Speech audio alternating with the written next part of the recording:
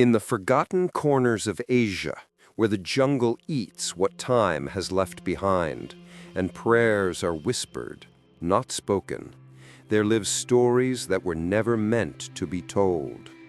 Welcome to Whispers of Asia, where folklore is not fiction, and ghosts do not wait for midnight. Here, the spirits are not loud, they do not scream, they weep. They cradle, they wait.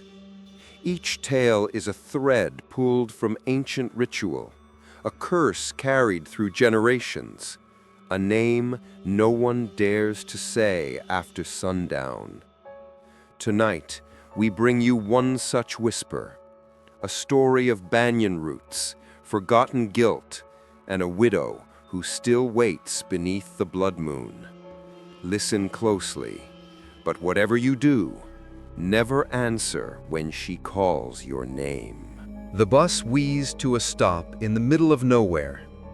Rani Wijaya stepped off the rusting vehicle with a worn leather satchel, a suitcase with a cracked zipper, and the weight of a city still clinging to her heels.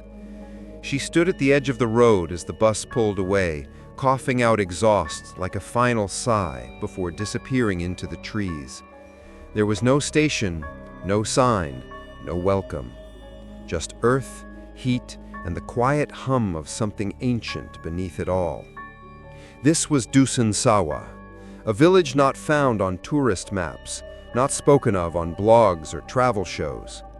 Hidden in the folds of central Java's highlands, it had once been a thriving rice farming community.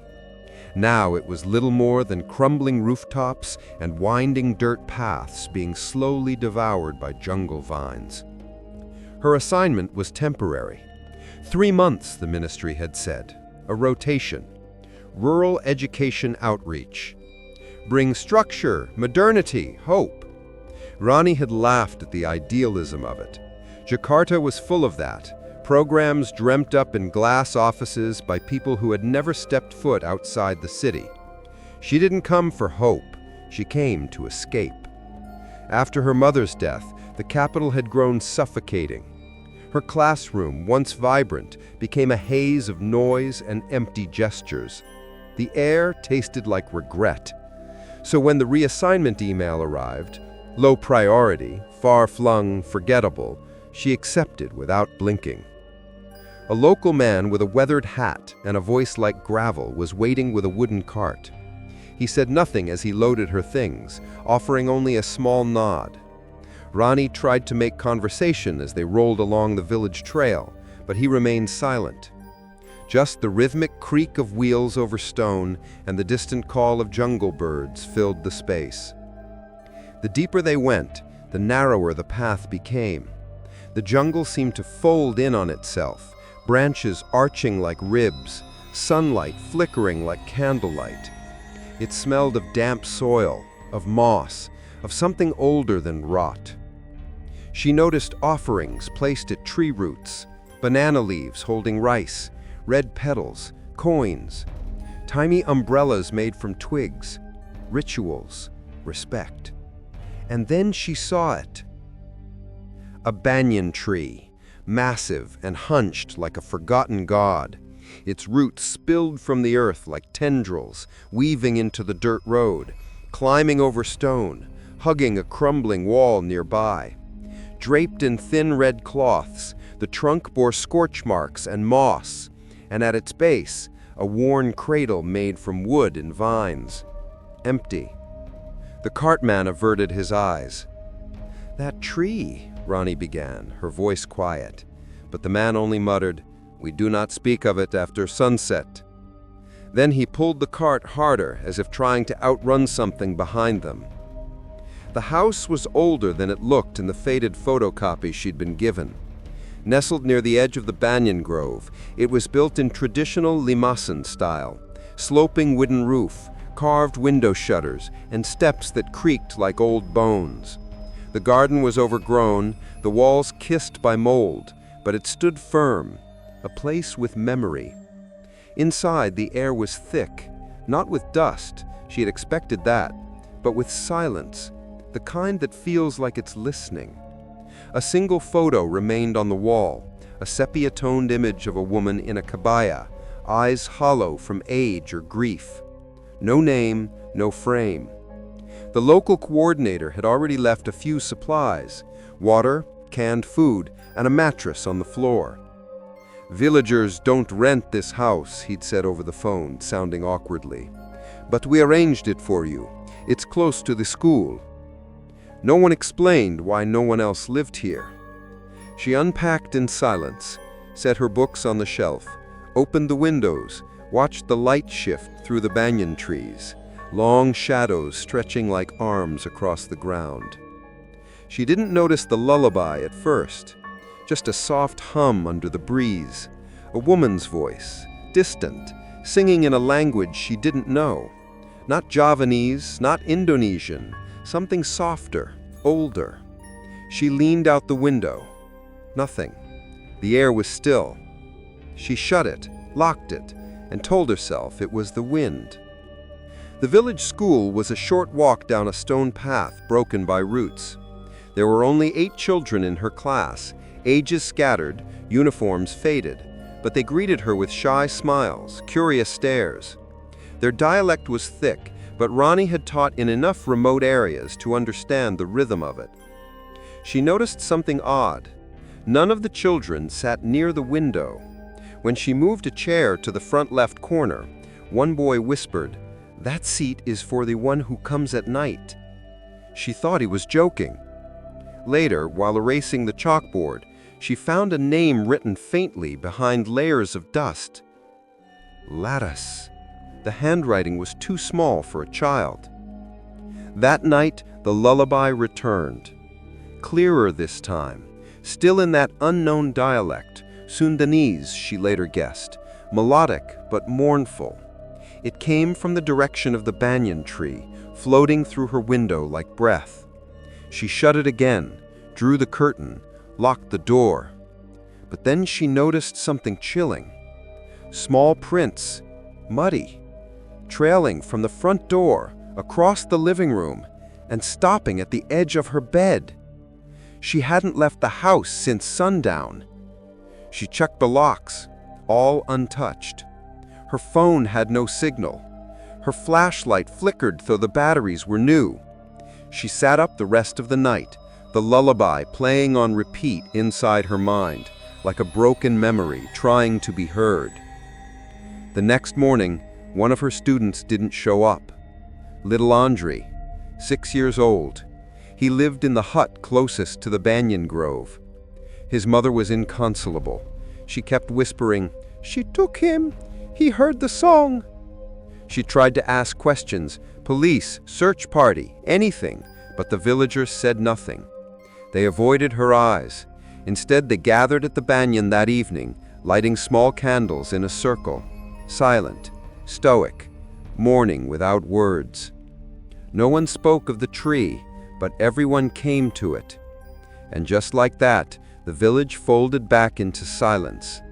No flyers, no search, only a name added to memory. Andre was never seen again. Ronnie walked home that evening, her footsteps echoing alone on the gravel. She didn't cry, not yet. Instead, she stared at the banyan tree as she passed. It looked back, not with eyes, but with presence. She felt something shift in the air, like the pause between breaths. And in that breathless moment, she swore she heard her mother's voice, whispering her name from within the roots. By morning, the muddy footprints had dried. Ronnie stared at them in silence, child-sized, bare, erratic in shape, as if the child had staggered or limped. They led from her locked front door to the edge of her bed, then disappeared. She crouched and traced one with her finger.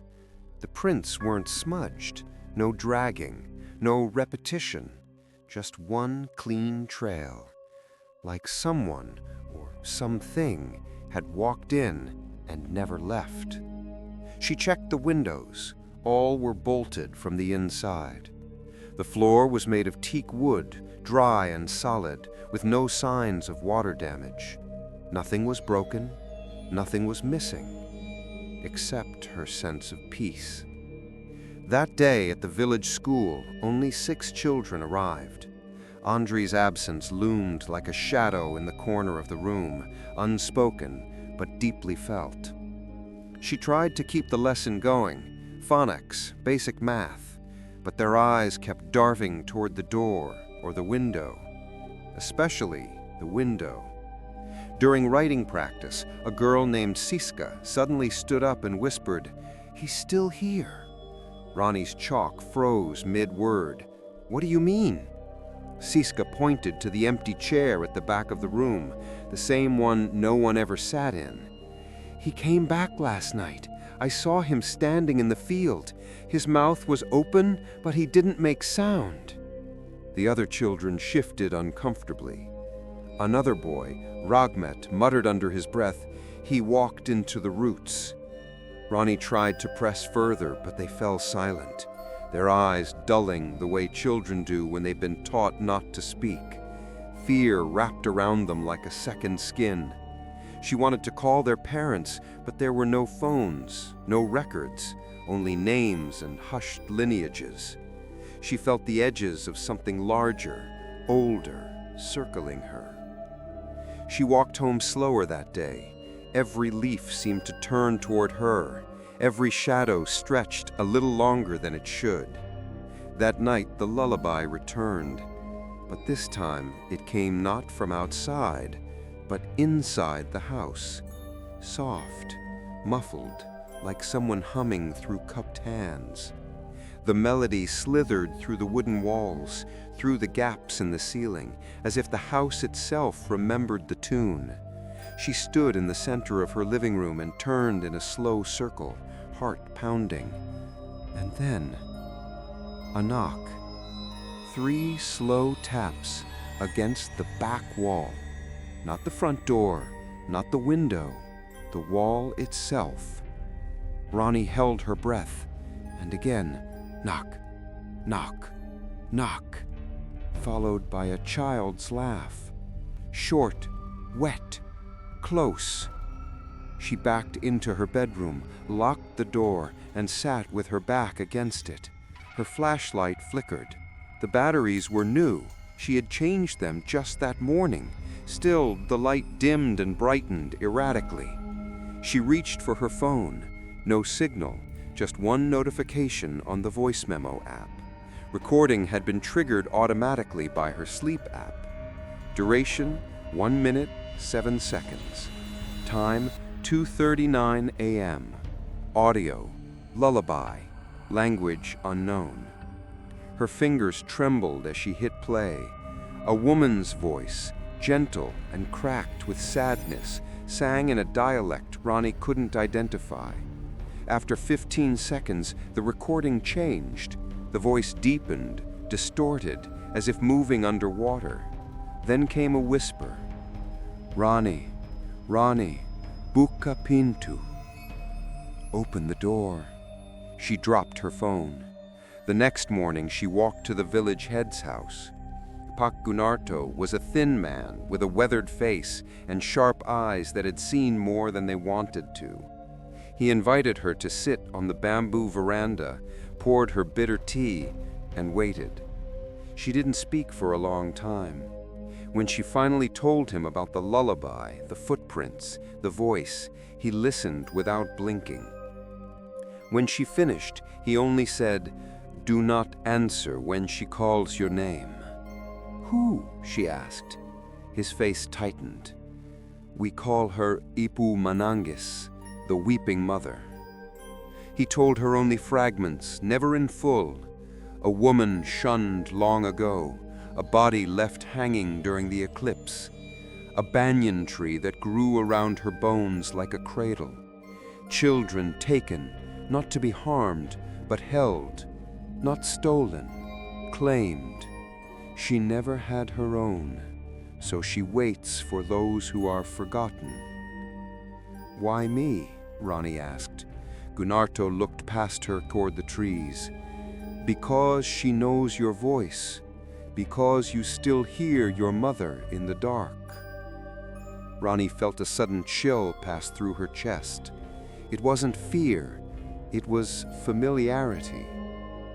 That afternoon, she walked the long way back, through the rice paddies, past the shrine stones, avoiding the banyan grove. The wind had shifted. It carried a different kind of silence now, like breath held in anticipation. When she reached her house, the front door was ajar. Inside, everything was untouched, except the floorboards beneath the photo of the woman in kebaya. The wood there was warped, soft. She pressed her hand down, and it sunk slightly, as if something below had loosened the earth. She pried one board open.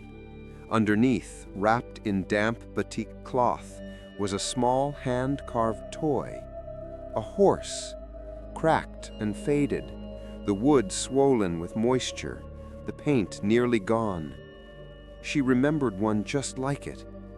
She had lost hers when she was 7, in her grandmother's house, in a village her mother never let her return to. A sick feeling bloomed in her throat. She wasn't just assigned here. She had returned. That night, she did not sleep. She sat by the window, flashlight beside her, voice recorder on, waiting. The lullaby came at 2:11 a.m., but it was different this time. It wasn't just a song, it was a conversation.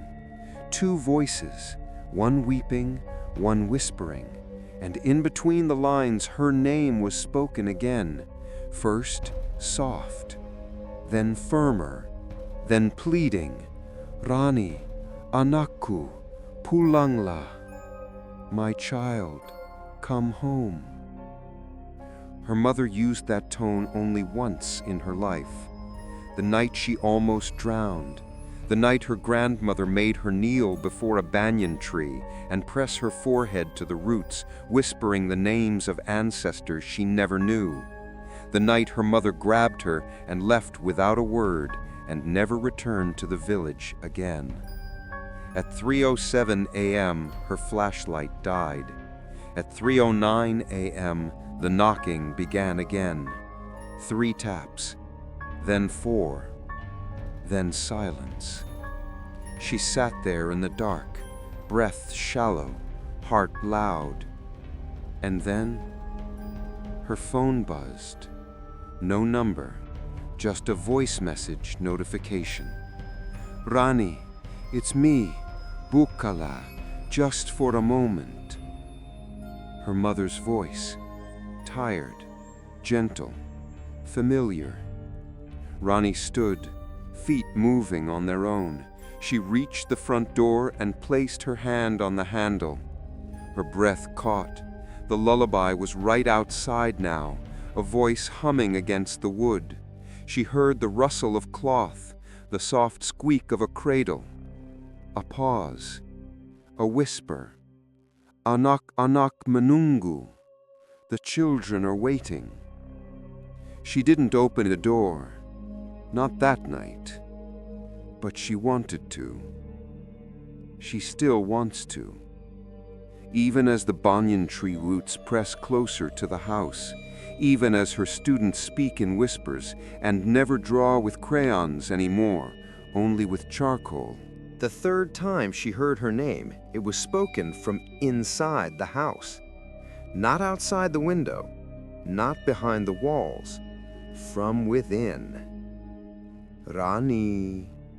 Soft, intimate, the way her mother used to say it, not as a call, but a beckoning, a reminder of who she was. Only this time it came from her kitchen. Rani sat frozen in the dark. She hadn't turned the lights on since the lullaby began. The electricity worked fine, but something in her gut told her the darkness was safer, more honest. She held the voice recorder in one hand, flashlight in the other, though the beam was weak now, flickering like breath on a mirror. Her fingers trembled. "Rani, come here, sayang." Her mother's voice again, but slower, tired, as if it had traveled too far to reach her. She forced herself to whisper, "You're not her." And the voice laughed, a sound like dry leaves scraping together, gentle, almost affectionate. But behind it, something else breathed, something below the floor. The next day, she asked the children if they had ever heard their names spoken at night. They all looked down, except Siska, the quietest of them all, who answered without emotion. "She only calls the ones who are almost forgotten." "Like Andri?" asked Rani. Siska nodded. "He was alone a lot. His father left. His mother prays too loud. She thought that would stop it, but it just made the house hungrier." "Why didn't anyone help him?" Siska shrugged. "No one can help when the tree chooses." That night, Rani found herself standing at the edge of the banyan grove. She didn't remember walking there, barefoot, pajamas damp with dew, phone in hand, still recording. The moon was pale and wide above her, not quite full, not yet blood red, but close, close enough. The roots of the banyan spread in every direction like veins beneath the earth. Offerings were placed at its base again, rice, flower petals, and a small infant's shirt folded neatly on a banana leaf. The wind didn't blow here. Everything was still, waiting. She heard her name again, not from the forest, from beneath her feet. The village elder, Pak Gunarto, told her the rest. He came to her house one morning unannounced, holding a small pouch of dried leaves and tied with twine. Inside were blackened seeds, strips of cloth, and a folded piece of brittle paper with prayers written in old script. "Put this above your door. If she calls your name again, do not speak, not even to ask who it is, not even in your thoughts." "Why?" she asked. He hesitated. "Because she does not call who you are now, she calls who you used to be." Rani frowned. "You think she knew me from before?" Gunarto looked away. "She knew your mother and your grandmother before her. You are not the first of your blood to return here. The banyan remembers." He explained that the banyan tree was planted over an old grave, not just of the widow, but of her entire lineage. She was the last of her name, blamed for the curse of infertility, accused of breaking the ancestral chain. During the lunar eclipse, she hanged herself in front of the entire village, wrapped in the very cloths meant for burial rites. And the village had let it happen. "They feared what she would become if buried in the earth," Gunarto whispered. "So they gave her to the roots instead." But the banyan did not consume her. It cradled her. And now, when the moon aligns, she calls. Rani began to lose time. She would wake up with her hair damp, feet dirty, voice hoarse as if she had been speaking all night.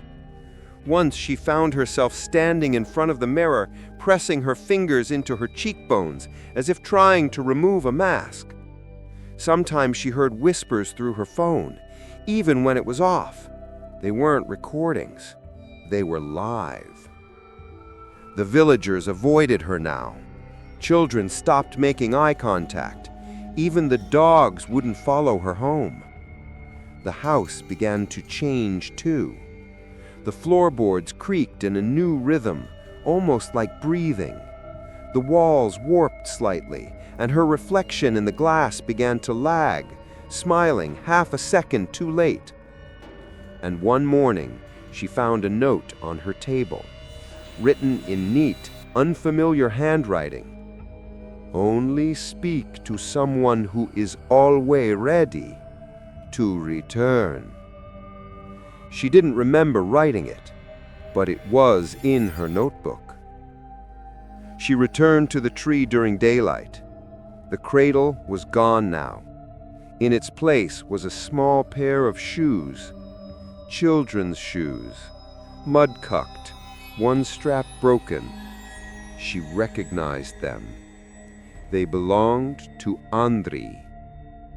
She picked them up and felt a wave of nausea roll over her, not from the sight, but from the sound that came with it.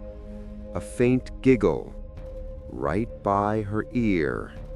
She dropped the shoes and turned, but no one was there. Only the roots, curling like fingers in the soil. That night the voice returned, but not only hers. This time it called out 8 names, her students, all of them. Rani screamed at the window, "Stop!" And silence fell. For a moment, she thought it had worked. Then something began to knock at every wall of the house, simultaneously, as if it were surrounded by many small fists, pounding in uneven rhythm, laughing, singing. And then, a knock at the door. Soft, measured, followed by, "Rani, it's me," her exact voice from the other side. She didn't open it, but she answered, "What do you want?"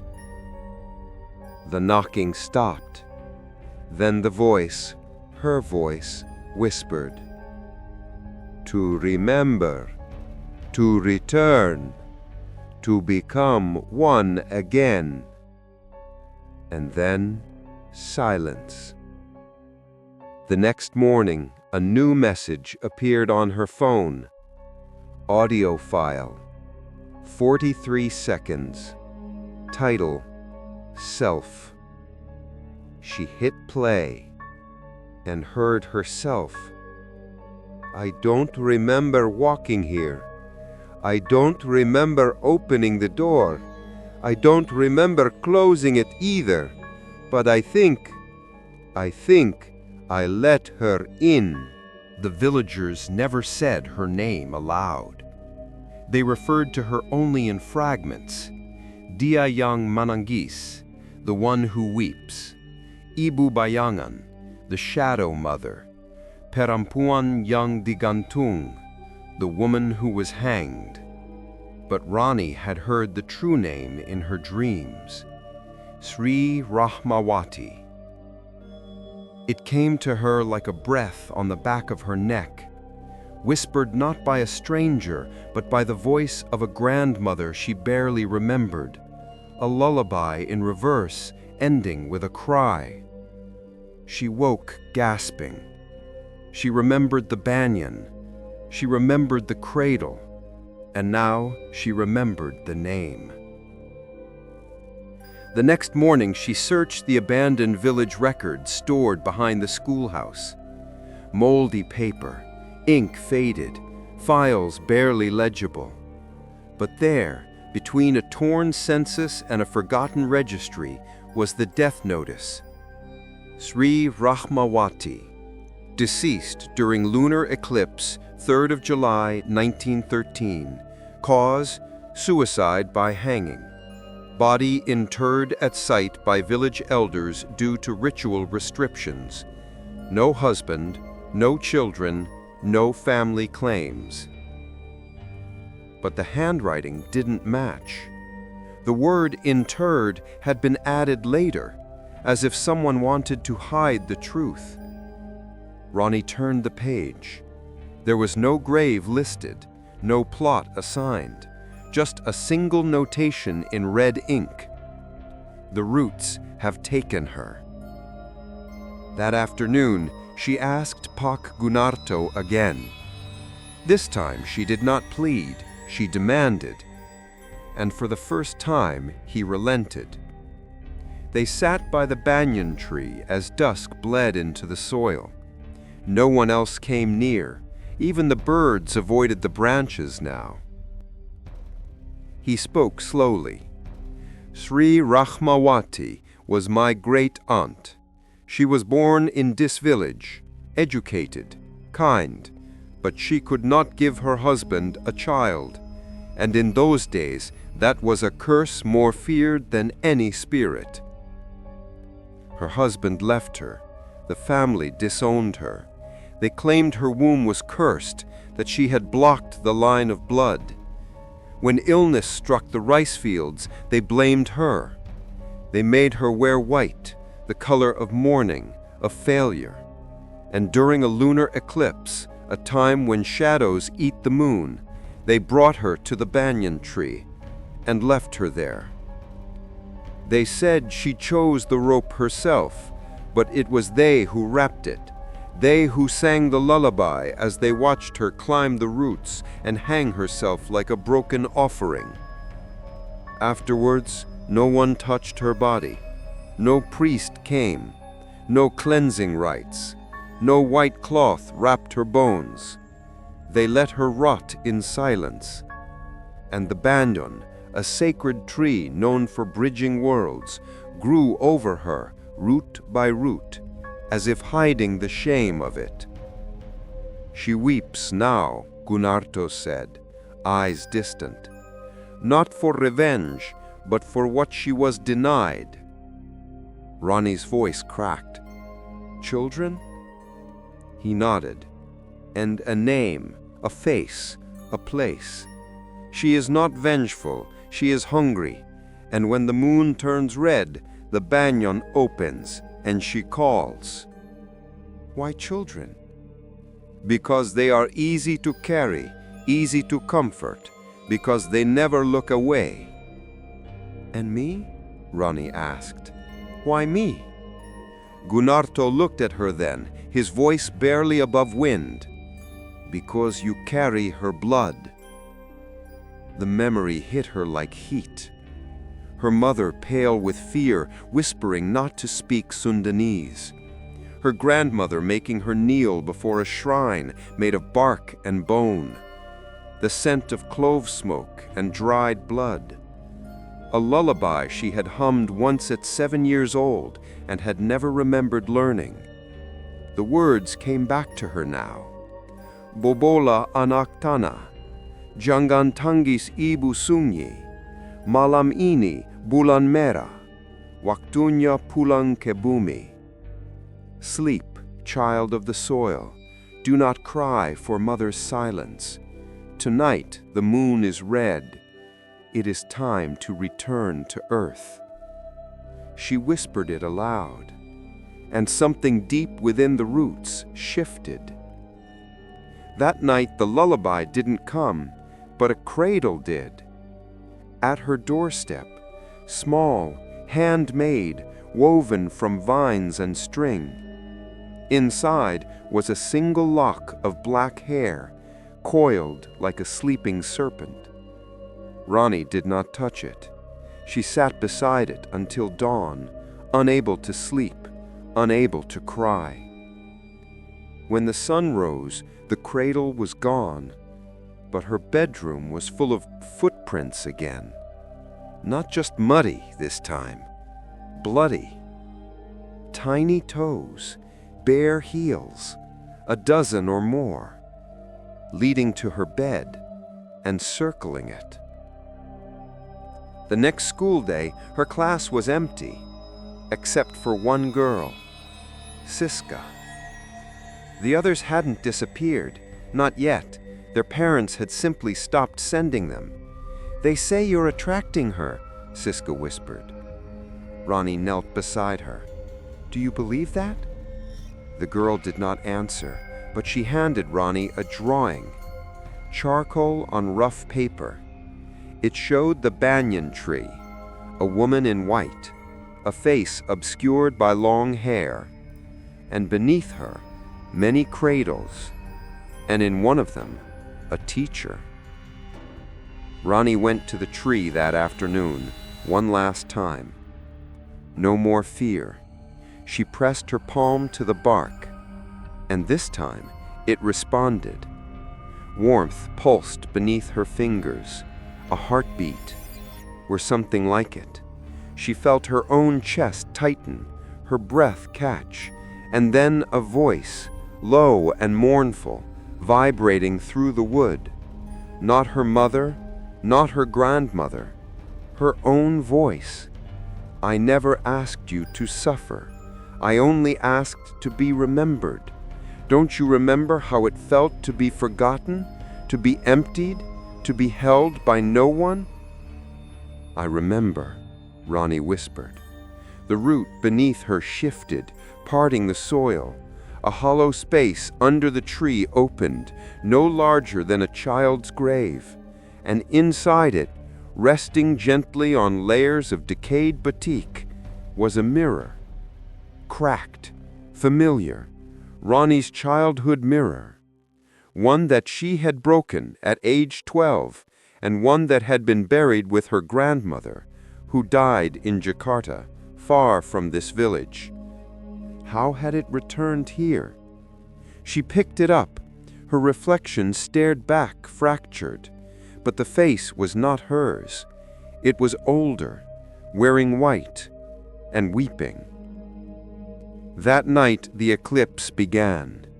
The moon turned the color of dried blood, hanging heavy in the sky like an eye half shut. Ronnie lit no candles. She sat in the center of her room, mirror beside her, voice recorder on, door locked, and waited. The lullaby came, but not from outside, not even inside. It came from her mouth. She was singing, unconsciously, the same lullaby, the same words.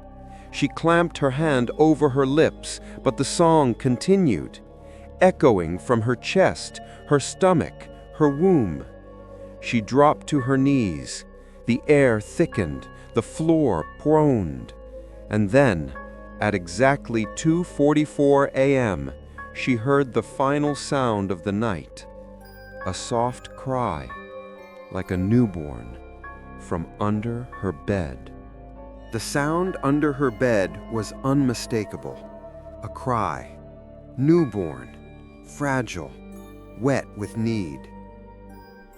Ronnie froze, her breath shallow. The air around her had shifted. It no longer felt like night air, but like the stale breath of a closed womb. Warm, damp, too quiet. She knelt down slowly, lifted the bedsheet with trembling fingers. Nothing. No child, no animal, just a damp patch of wood beneath her bed, soaked through and smelling faintly of iron and milk. But the crying continued, from inside her, from somewhere just beyond sound. She pressed her hands to her ears, but it didn't stop. She wasn't hearing it. She was remembering it, and that was worse. At sunrise, the village was gray and still. Not mist, ash.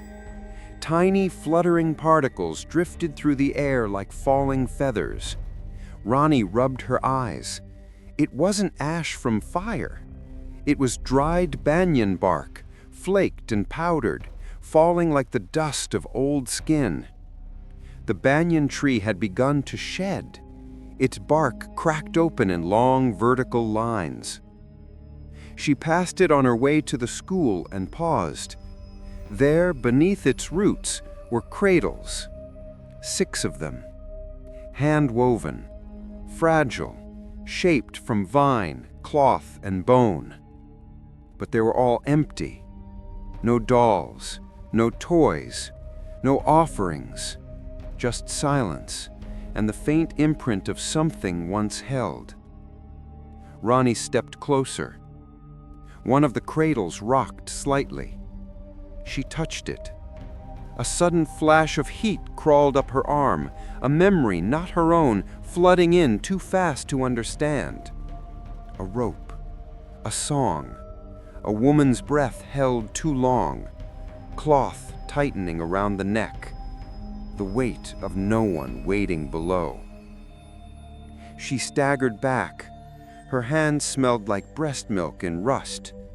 That night, she lit candles in every corner of her house. Not out of ritual, out of desperation. The electricity worked, but she no longer trusted it. Darkness, at least, was honest. The house groaned again, more now like it was adjusting to her weight, or her presence, or her change. She stared at her reflection in the window. It stared back, but blinked late, as if the image needed time to remember how to be her. She whispered to herself, "You are Rani Wijaya. You are a teacher. You live alone." And her reflection whispered back, lips moving slightly out of sync, "You are not alone." She tried calling for help. Her phone miraculously found signal just long enough to dial the ministry. She spoke quickly, breathing hard, fingers shaking, telling them she needed to leave early, that there was an emergency, that the village was dangerous. The voice on the other end listened, paused, and said, "You've already submitted your resignation." Rani blinked. "No, I didn't. I received it last week.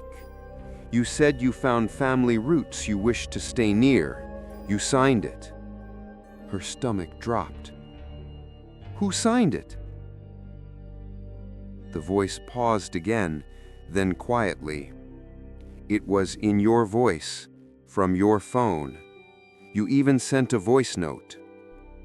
They played it for her, and she heard herself say, "I have found what I was looking for. I am staying. The children are waiting." She hung up without another word. Her hands were shaking. Her phone battery dropped from 48% to 1% and died. The next day, no children came to class. No villagers greeted her. The school gate was tied shut with red thread and dead flower petals. A sign was posted on the wooden door. "For the safety of the children, this place is closed." It wasn't signed. Rani didn't try to untie the gate.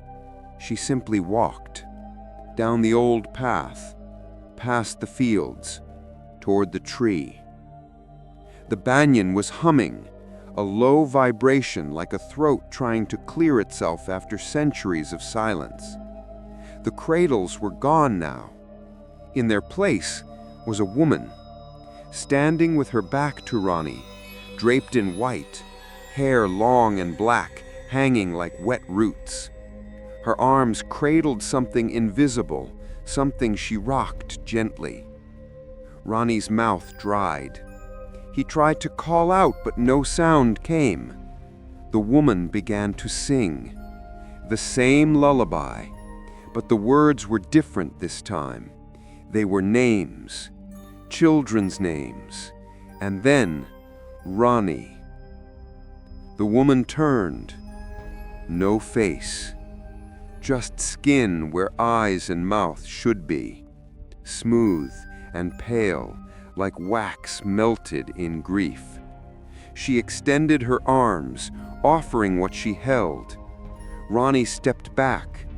There was nothing in her arms, only a shape, the memory of an infant. And still she rocked it, as if the idea of a child was enough. Rani ran, through the trees, through the fields, to the house, locked the door, bolted the windows, lit more candles. She sat in the center of the room and wept, not in fear, but in exhaustion, in a grief that wasn't hers, but had become part of her now. She began to hum the lullaby, without knowing the words, without knowing what it meant. She just knew it was the only thing that quieted the house. That night, the cradles returned. One in the kitchen, one by the bed, one beside the mirror, each empty. each humming softly. She leaned into one in her room and listening. A whisper arose from within. She never had her own, but she never stopped waiting. Rani looked into the mirror. This time her reflection smiled first and said, without her lips moving, "You could give her what she lost." And behind her, the cradles began to rock. Rani stopped locking the door. It wasn't surrender, it was futility. The knocks still came, the cradles still moved, and now she had started answering. Not with words, with breath, with silence, with listening. And sometimes, when the wind stopped, with humming. She no longer knew where the lullaby ended and her own voice began. The school remained closed. The children no longer came near, except for Rahmat. He arrived one morning barefoot and expressionless, his school uniform wrinkled and stained with soil. Rani opened her mouth to speak, but he walked past her, straight into the classroom. He sat at the desk by the window, the one no child had ever touched, and began to hum. Not a tune, but the tune. Rani approached slowly. "Rahmat, where are the others?" He looked up at her and smiled. But it wasn't his smile. It was her mother's. Soft, knowing, decayed at the corners from too much grief. "She let me see the roots," he said, in a voice too old for him. "They go down forever. All the children sleep there." Rani knelt beside him. "Did she hurt you?" He shook his head. "No, she only takes the ones who were already being forgotten." Then he reached into his shirt and pulled out a small item. A mask, crude, made of banana leaf and string, faceless. No eyes, no mouth, just a blank shape, damp with soil. He held it toward her. "She said you don't need this anymore." That night, the masks came. Dozens, hung on the inside of her walls. She hadn't placed them. They were just there. Some made of cloth, some carved from wood, some cracked and crumbling. All faceless. She tore them down, one by one. But behind each one was another, like layers of skin hiding bone. And when she finally reached the wall, the bare wall, she saw something scrawled in soot beneath the paint. She has no face, because no one would give her theirs. The fever began the next morning. It came not as a sickness, but as a memory, a body memory, like she was waking up in someone else's skin. She looked in the mirror and didn't recognize her shoulders, her fingers, her throat. They all looked the same, but they felt older, used, burdened, remembered by someone else. She began to speak in Sundanese without realizing it. She began to eat food she didn't remember cooking. She cradled the empty cradle in her bedroom and found herself rocking and crying for no reason. Not loud, just softly, as if the baby that never was had just fallen asleep. She went to Pak Gunarto one last time. He opened the door and stepped outside, refusing to let her in. His eyes were red. He looked older than he had a week ago. "I think she's using me," Rani said. He didn't answer. "She's not angry, she's lonely." Still no reply. "She wants to be remembered." At that, Gunarto finally met her eyes. "No," he said softly. "She wants to become." That night, she dreamed of the banyan tree opening, not metaphorically, physically. Its roots split apart like ribs. Inside was a hollow chamber of flesh and bark, pulsing like a womb. She stood at the edge, holding a child. She did not know the child's name, only that it was hers. She stepped forward, and the roots closed. She awoke to find her hands wet. Mud, leaves, something sticky. She had been digging. The backyard was torn up, not by animals, by fingers. Her own nails were cracked, blackened with soil. And there, beside the overturned ground, was a tiny bundle wrapped in batik. She did not open it. She already knew.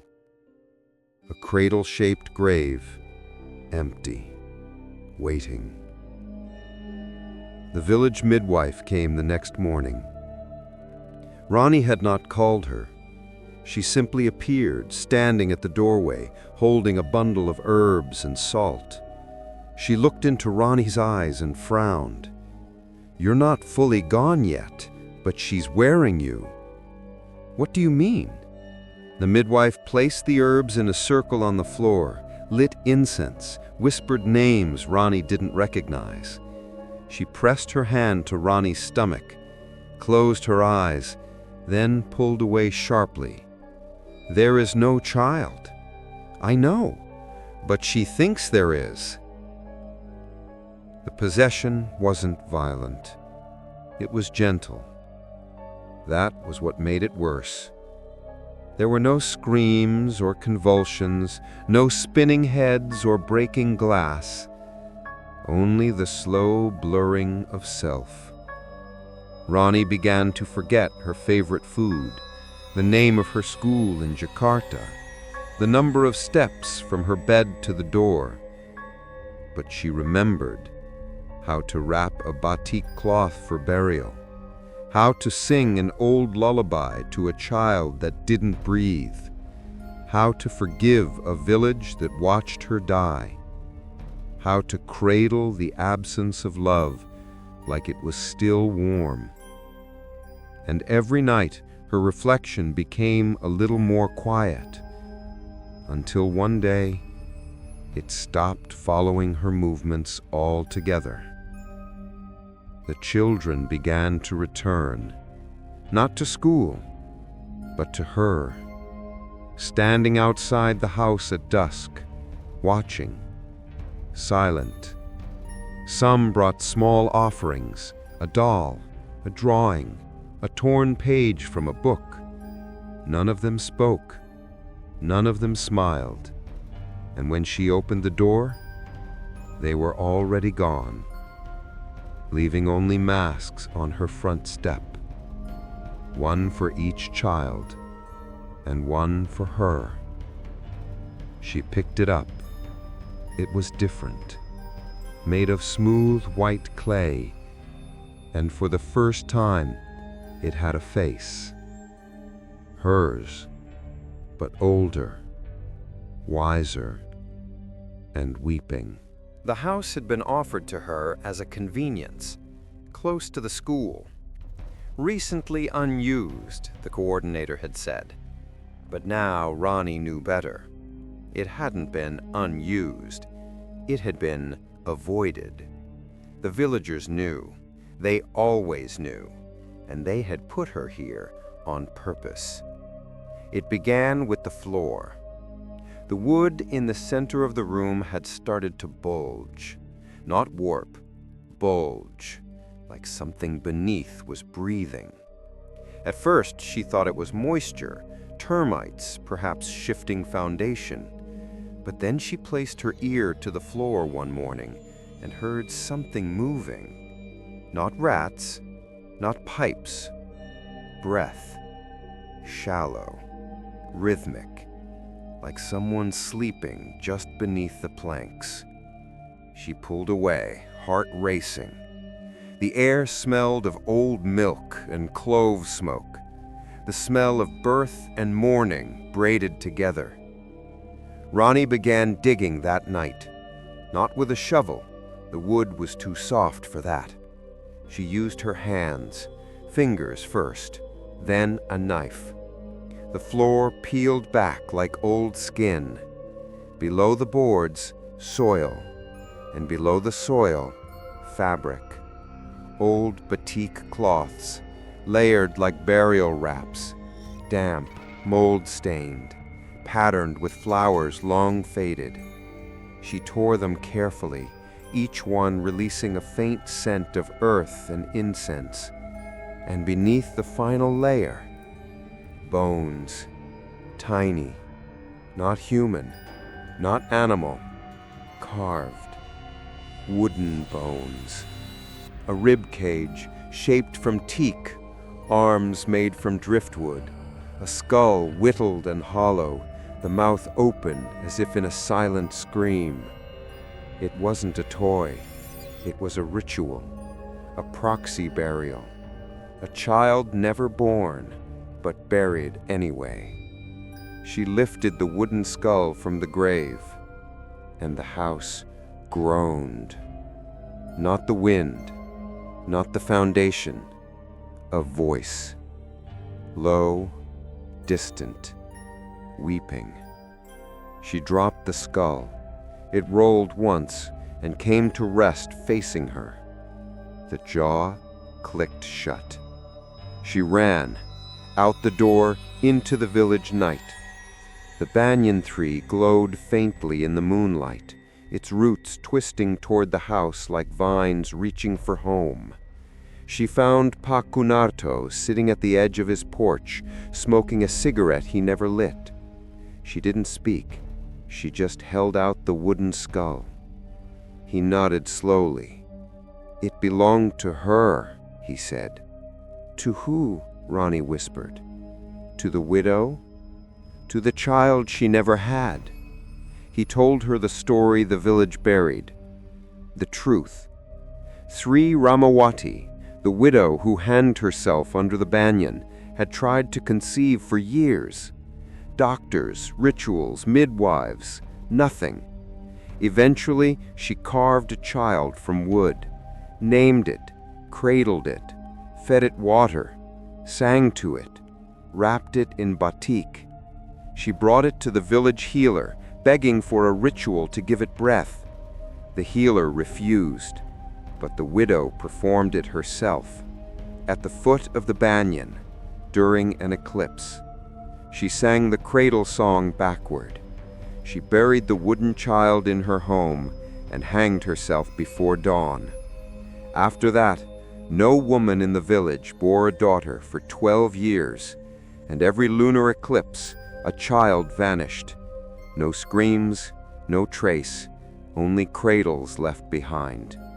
Until the villagers boarded up her house, until the jungle tried to take it back, until the ministry assigned a new teacher from a forgotten bloodline. Ronnie sat on the school steps the next day, holding the wooden skull. The school was quiet. The masks were gone from the walls, but the shadows moved differently now.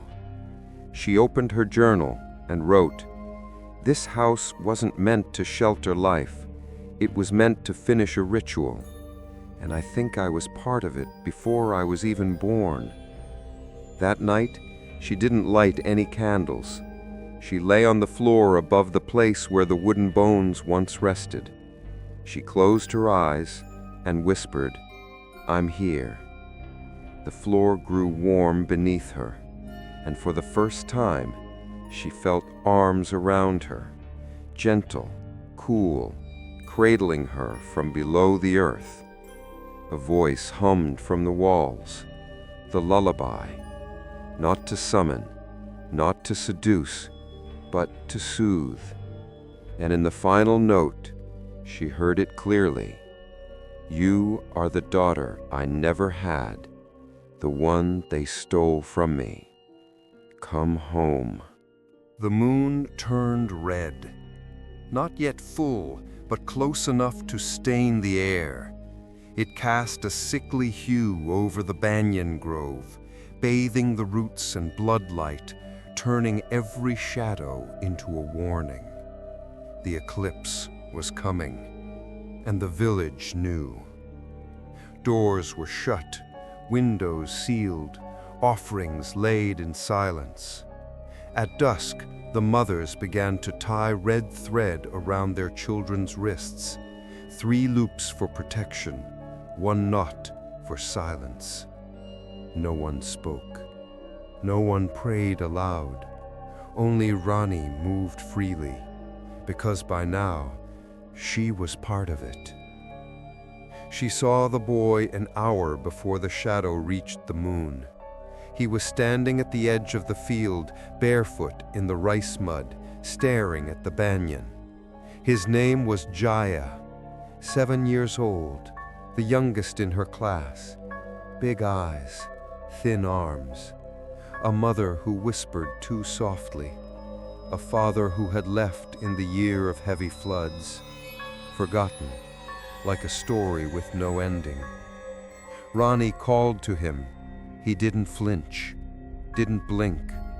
He took 1 step toward the tree, then another, and then, as if swallowed by mist, he was gone. She ran, faster than her legs allowed, slipping through the mud, heart hammering. She reached the banyan, roots shifting, soil pulsing like a lung, and there, beneath the trunk, a hollow.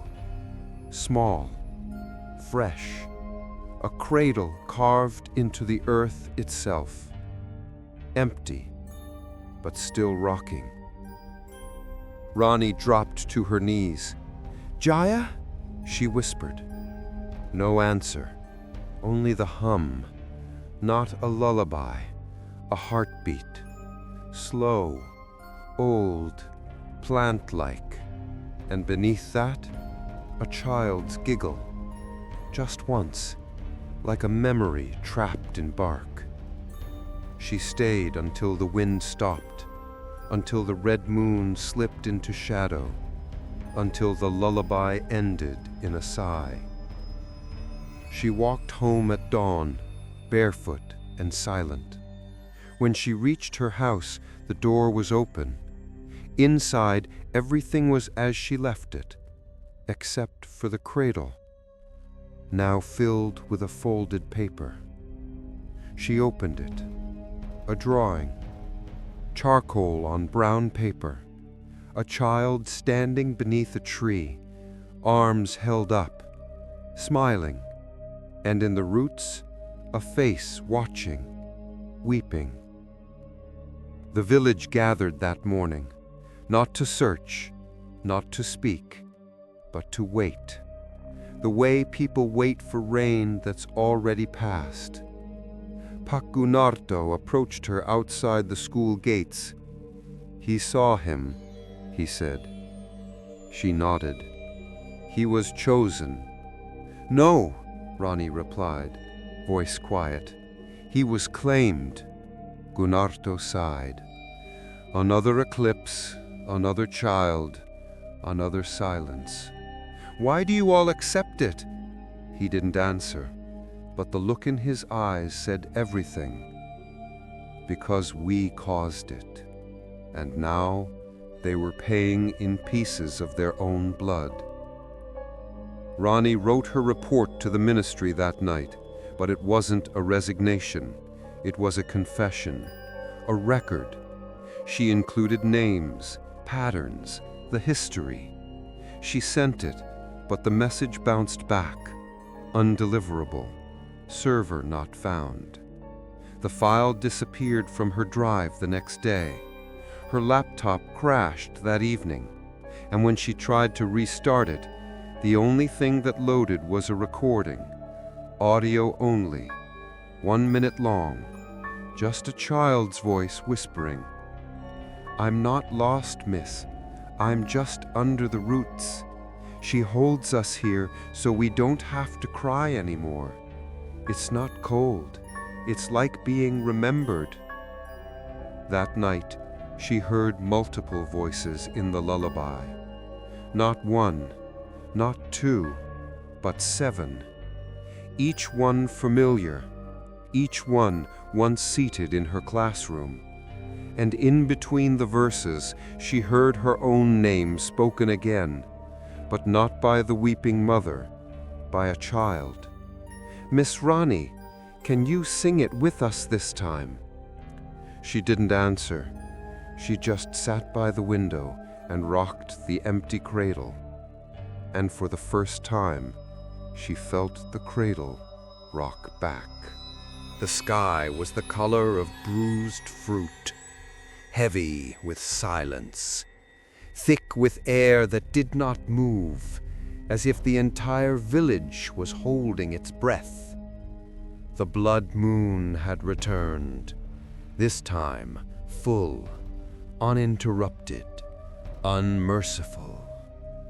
The shadow crept across the surface like a slow caress, and in its wake, the lullaby returned.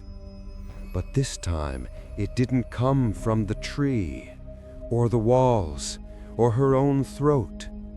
It came from all directions, as if the entire land was singing. And the voice was no longer asking, it was calling. Rani stood barefoot in the center of her room, surrounded by masks she had not made, but now wore in her dreams. White clay, black thread, faceless, except for one. The one with her face smiling through cracks. It rested atop the cradle now, which no longer seemed empty. The cloth inside was shaped like a sleeping child. No breath, no sound, but it was warm. Outside, the banyan tree began to bleed. Not sap, not water. Red, thick, slow, dripping from the roots, soaking the offerings below, marking the soil with memory.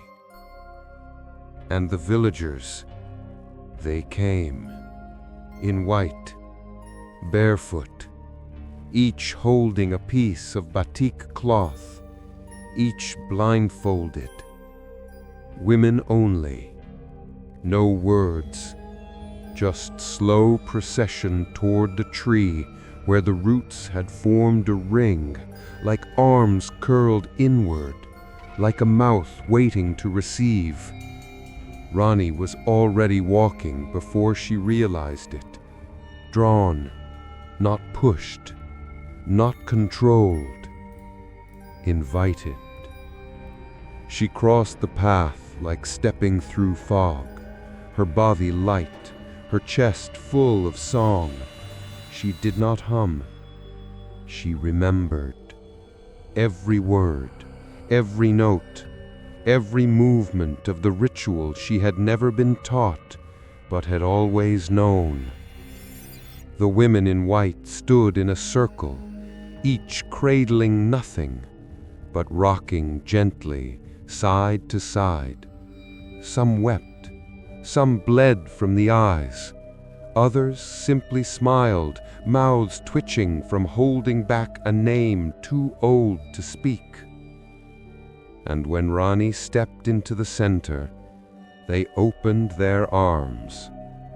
The cradle was there, no longer made of vine and string, but of bone and bark, alive, moving, waiting. She placed the cloth-wrapped form into the cradle, not because she believed, but because she belonged. And when she did, the lullaby rose from the ground, from the sky, from within her own ribcage, a choir of those who had been taken and those who had been left behind. The tree shuddered, its branches twisted into the shape of a face, not terrifying, just grief-stricken, eyes closed, mouth open in eternal weeping. And then, a scream, not from pain, from release, like something exhaled for the first time in 100 years. Ronnie collapsed to her knees.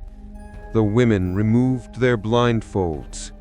She saw them clearly now, faceless, but not empty.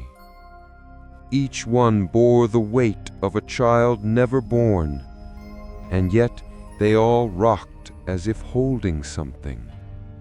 They circled her, they sang, and the earth opened, just enough to reveal a chamber. Shallow, round, cradle-shaped, lit from within by red glow and heartbeat. Ronnie stepped forward, 1 foot, then the next. The ground felt like muscle, the air like womb. Then the voice returned, not in her ears, in her blood. You are the vessel. You were always meant to return. We do not steal. We remember. We remake. We rebirth. And in the center of the chamber, a mirror, floating, cracked, bleeding light.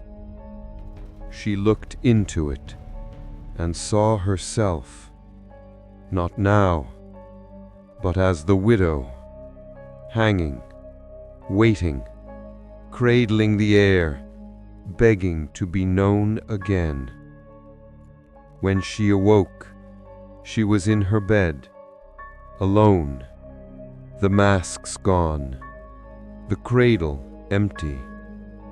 Only one thing remained, a red thread tied thrice around her wrist, knotted once for silence.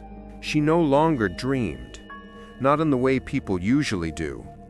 Sleep came like a ceremony now, darkness folding around her like batik cloth, breath slowing, blood cooling.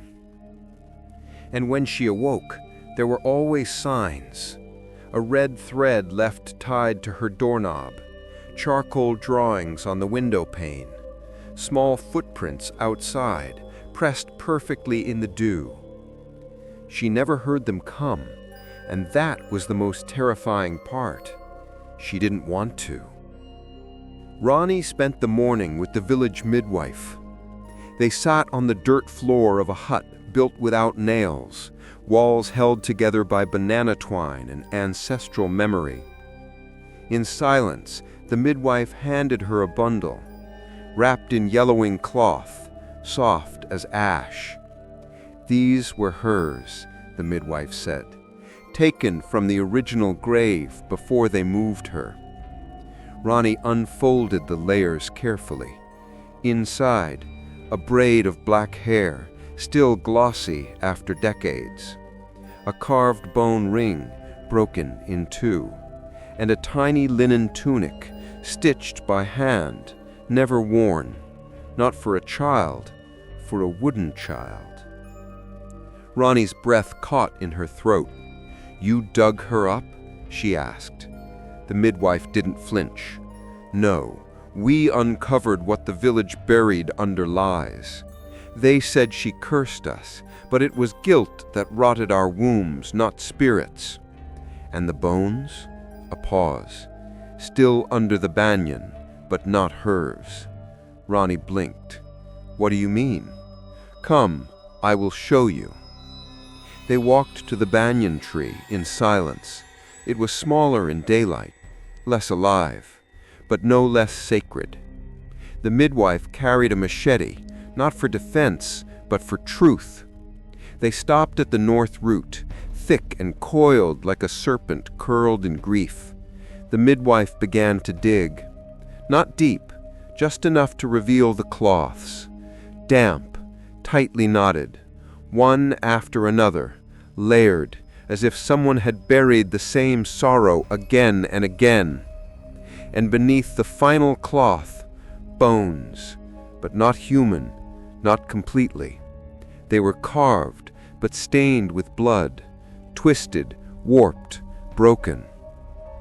"The first wooden child," the midwife whispered. "She tried to make him real." "And the village?" Ronnie asked. "They broke it, burned it, buried the pieces beneath the tree so she could never finish the ritual." "But she did." The midwife nodded. "She waited long enough." Ronnie reached out and touched the edge of the cloth. A whisper passed through her bones like wind through reeds. Not a voice, not a message, just recognition. The feeling of being known by something deeper than language. By the time she looked up, the midwife was weeping, and Ronnie didn't know why until she realized she was crying too. That night, the tree called again, not with music, but with absence. The silence was so thick it pressed against the walls. Candles wouldn't light, phones wouldn't charge. The clock had stopped at 2:13 a.m. And in the middle of the floor, a new cradle, empty, except for a note, scrawled in charcoal in a child's unsteady hand. "You saw my bones, but I never held yours." She returned to the grave at dawn, this time alone. She dug, faster, deeper, her hands blistered, fingernails splitting. She didn't care. And then, beneath the roots, something new. A mirror, not cracked, polished, waiting. She lifted it into the light and gasped. Her reflection was wearing a burial cloth, batik draped over her shoulders, eyes closed, mouth smiling faintly. And behind her, the tree, but not just a tree, a woman, her arms outstretched, her mouth full of soil and song. She dropped the mirror. It didn't shatter. It simply sank back into the earth. The roots curled around it, as if protecting her image, or burying it. Back at the house, the walls had changed again. Paint peeled in strange patterns, like faces hidden beneath layers. One wall had split slightly. Inside the crack, batik cloth, stuffed into the foundation.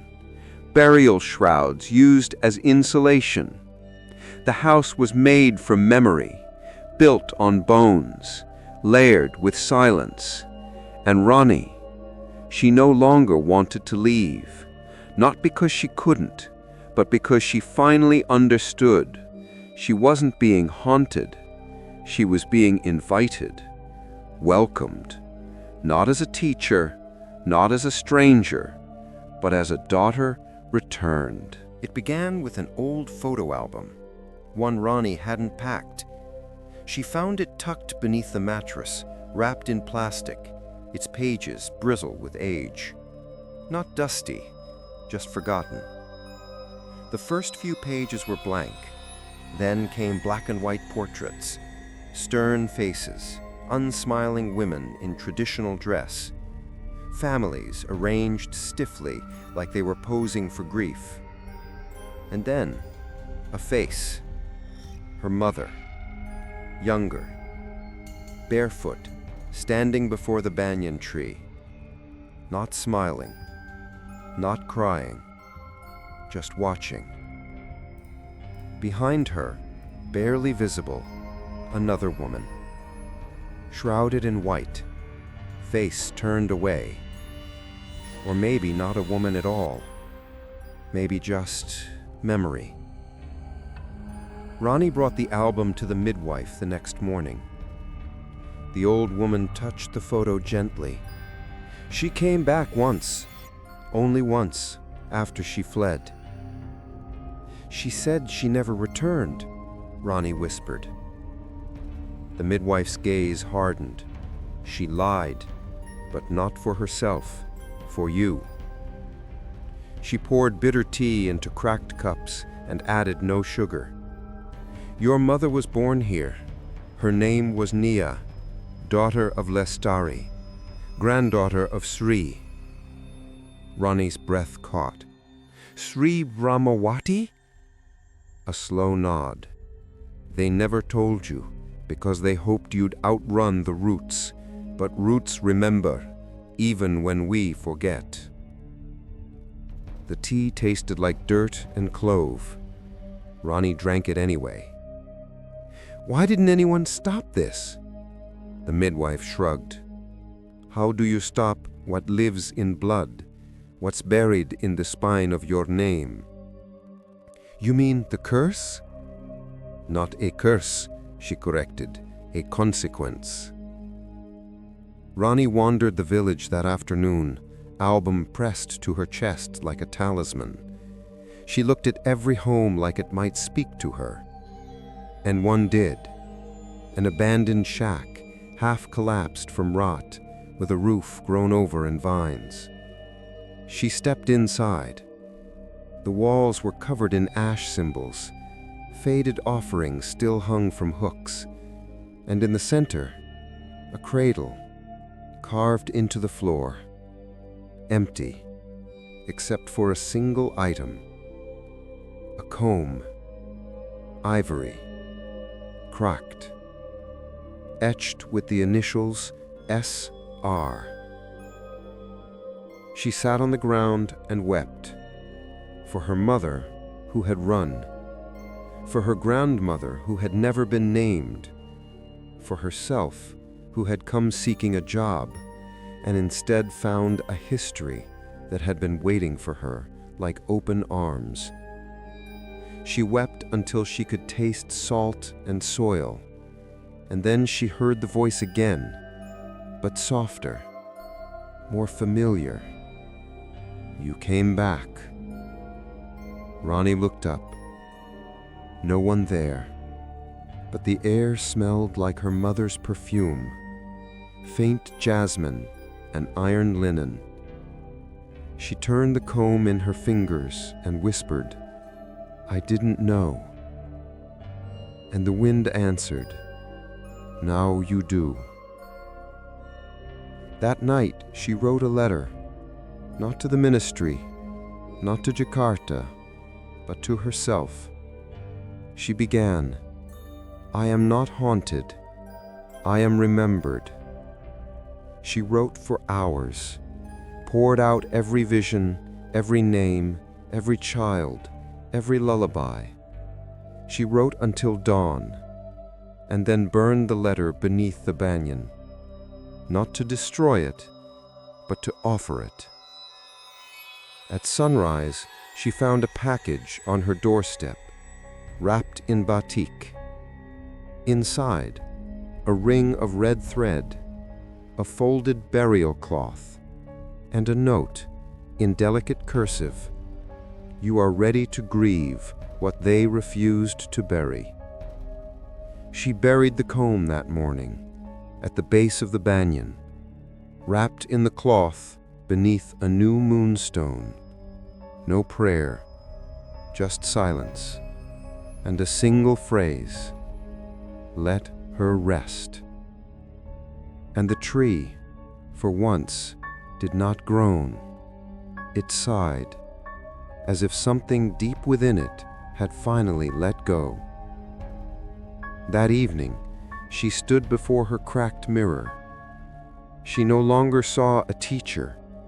She saw a woman with 3 names, a woman with a womb full of stories, a woman not possessed, but chosen. And behind her, in the mirror's flicker, the face of her grandmother.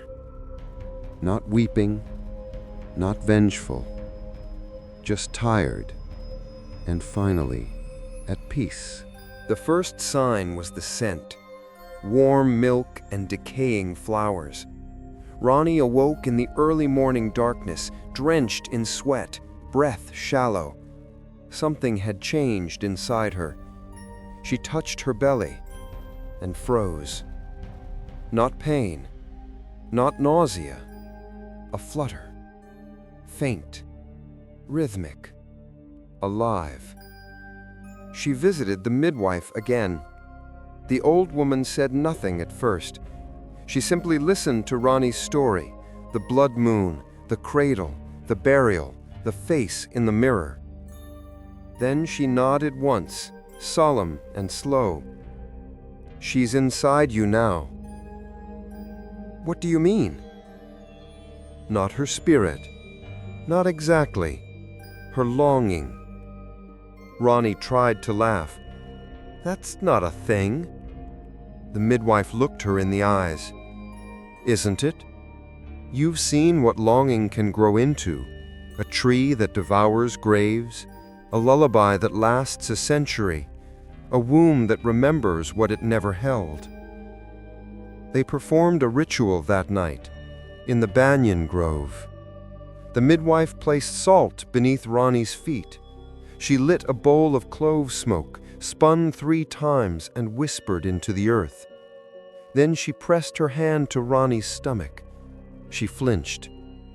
"It's not a child," the midwife said. "Not yet. Not human. But it thinks it is." Rani's voice cracked. "Can I remove it?" A pause. Then, "Only if you silence her completely. But she lives in more than your body now. She lives in your name."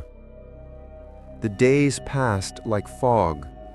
Rani no longer taught. She no longer cleaned. She simply waited.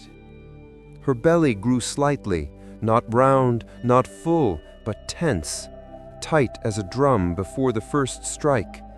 She caught herself humming lullabies in her sleep, waking up with her arms curled around a bundle of blankets, whispering names that didn't exist. And always when she looked in the mirror, her eyes blinked just a second too late, like someone else was rehearsing how to be her. The banyan tree flourished, leaves brighter, roots reaching closer to the house. The villagers stopped walking past. Children no longer waved. She was not feared. She was set apart, like a shrine that still burns incense long after its god has died. Then came the night of the knock. Not at the front door, at the back wall, where the wood had warped, where the roots had begun to press inward, curling like fingers. 3 taps, then a whisper. "Don't let it cry." She woke the next morning bleeding, thin trails down her thigh, but no pain, just emptiness. She ran to the midwife, panicked, heart beating like wings.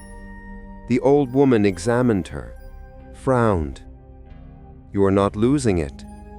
"Then what?"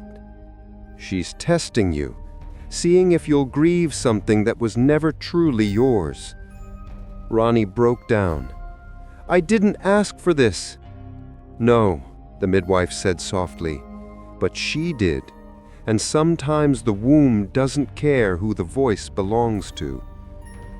Rani stayed in bed for 2 days. The lullabies grew louder, closer. She didn't sleep. She didn't eat. And on the 3rd night, she heard the cry again, from under the floor. Not a baby's cry, a mother's. Low, ragged, endless. It pulsed through the walls like sorrow given breath. She covered her ears. It only grew louder, until finally she screamed, "What do you want from me?" And the house fell silent, except for a whisper. To finish what they would not, to be born through someone who still listens. The cradle appeared again at dawn, this time in the doorway of her bedroom. Inside, a single root, twisting gently, pulsing like a heartbeat, and wrapped around it a ring, silver, small, old, etched with the name Nia, her mother's. Rani understood then. This wasn't about the widow anymore. It never had been.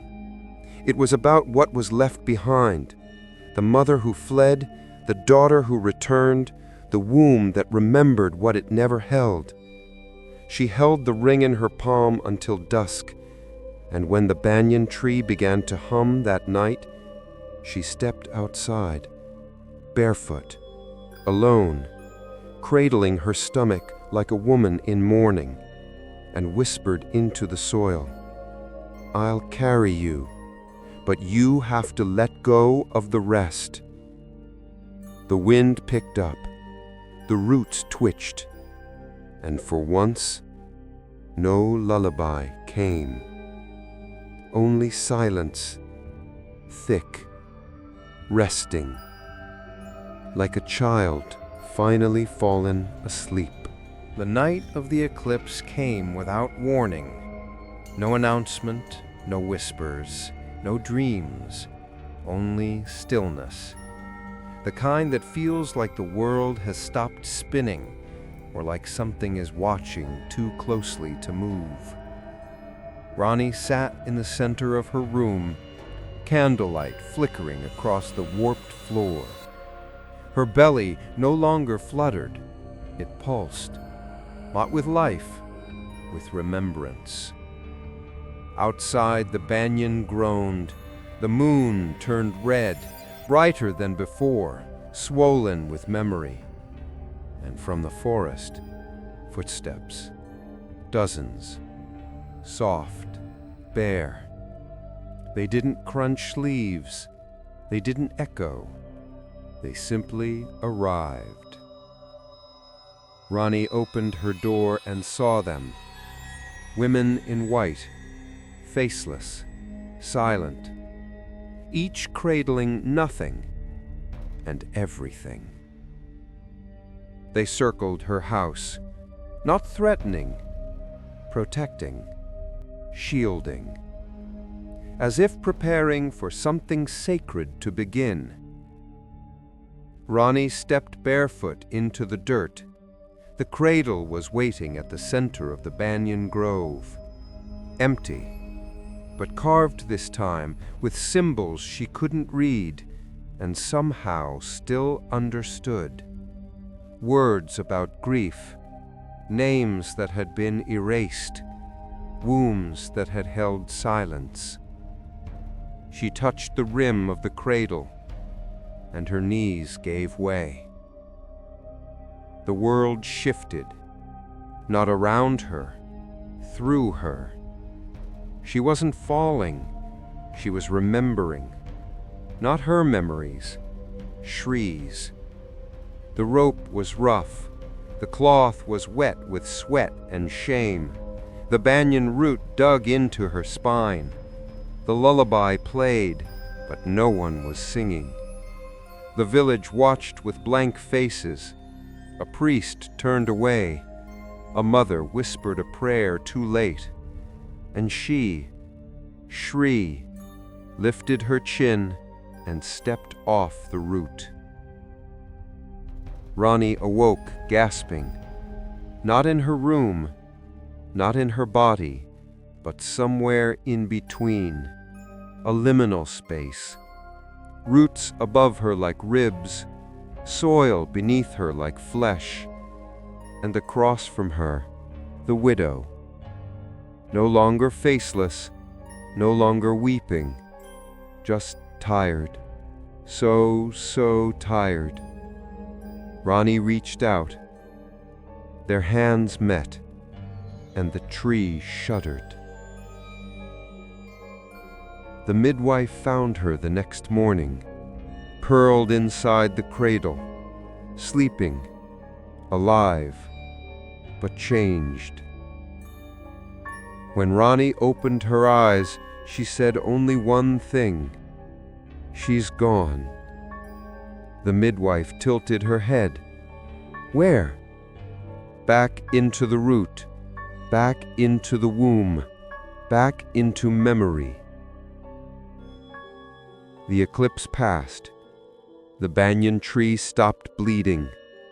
The lullaby faded, and the village breathed again. No children went missing that night. No cradles were found. Only silence. But this time, a gentle one. Rani stayed. She didn't return to Jakarta, didn't report back.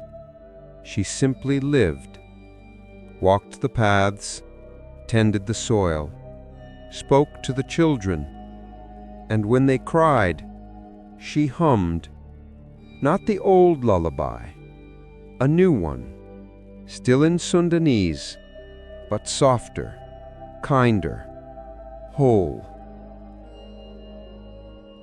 And sometimes, late at night, she would sit at the base of the banyan tree, place her hand on the roots, and whisper, "You are remembered." The new school year began without announcement.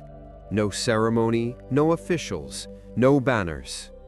Just the sound of children's feet on busty paths and the breeze returning to the trees.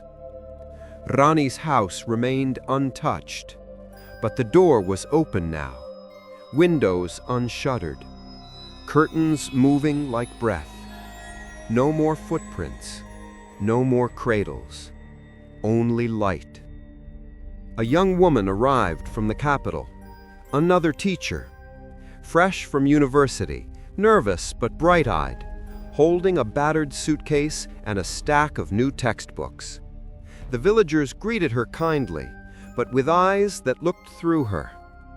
They offered her the same house near the banyan grove. She accepted without question. She liked the quiet. She liked the warmth of the wood. She didn't ask why it smelled faintly of milk and clove. Didn't notice the walls were warmer at night. Didn't wonder why the old cradle in the corner couldn't be moved, no matter how hard she tried. The children didn't mention the teacher before her. When asked, they shrugged. Some said she left. Some said she stayed. Some said nothing at all. But once, a little girl named Dita drew a picture. A woman in white, standing beneath a tree, holding the hands of children with no faces, all smiling. The new teacher heard the first lullaby on her third night. It came through the floorboards, soft as breath, in a dialect she didn't know.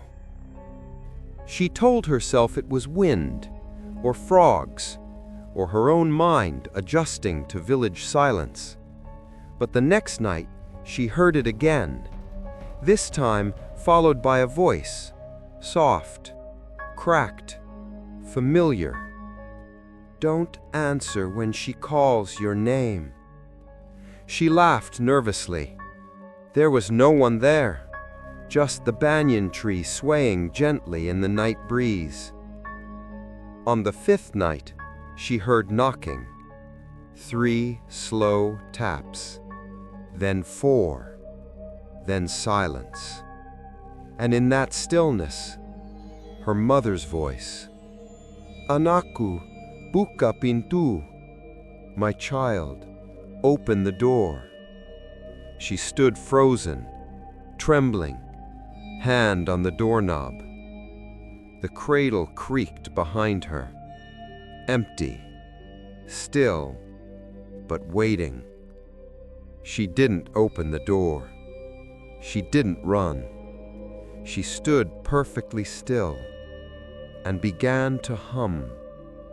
Not the old lullaby, not the one passed down in whispers, but a new one, made of memory she didn't recognize and love she didn't understand.